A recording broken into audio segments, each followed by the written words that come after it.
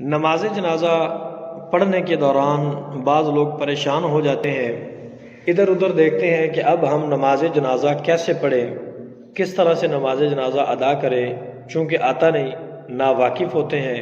اور بعض تو ایسے ناواقف احباب ہوتے ہیں کہ نماز جنازہ پڑھنے کے دوران جب تکبیرات کہی جاتی ہیں تو یہ اپنے ہاتھوں کو اٹھا کے کانوں تک لے جاتے ہیں، گویا انہوں نے کبھی نماز جنازہ پڑھا ہی نہیں اور کبھی سیکھنے کی بھی کوشش نہیں کی۔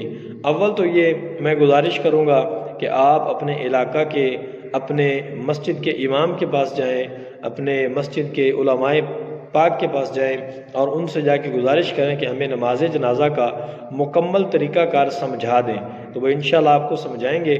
نمبر 2، نماز جنازہ پڑھنا کوئی مشکل نہیں ہے، اس کے اندر 2 چیزیں ہیں۔ نمبر 1 تو قیام کرنا یعنی کھڑے ہونا، اور نمبر 2 پہ ہے تکبیرات کہنا، قیام اور تکبیرات۔ قیام جب کھڑے ہوں گے تو پہلی تکبیر امام بھی کہے گا اور مقتدی بھی کہیں گے، تو پہلی تکبیر کے بعد ثنا پڑھی جائے گی اور اس ثنا کے اندر وَجَلَّ ثَنَاؤُكَ اس کا اضافہ کیا جائے گا، اس کو ساتھ ایڈ کیا جائے گا۔ دوسری تکبیر امام بھی کہے گا، مقتدی بھی کہیں گے، اپنے ہاتھوں کو نہیں اٹھانا، نہ امام نے نہ مقتدیوں نے۔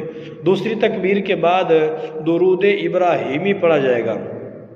درود ابراہیمی پڑھنے کے بعد جب تیسری تکبیر ہوگی، امام نے بھی کہنی ہے اور مقتدیوں نے بھی کہنی ہے، جب تیسری تکبیر کہی جائے گی تو اس وقت درود ابراہیمی کے بعد آپ نے میت کے لیے دعا پڑھنی ہے۔ اب یہ سب کو پتہ ہونا چاہیے کہ اگر تو بالغ مرد یا بالغ عورت ہے تو ان کے لیے جو دعا ہے یہ اور ہے، اور اگر نابالغ بچہ ہے اس کی دعا اور ہے، اور اگر نابالغ بچی ہے تو اس کی دعا اور ہے، ٹھیک ہے۔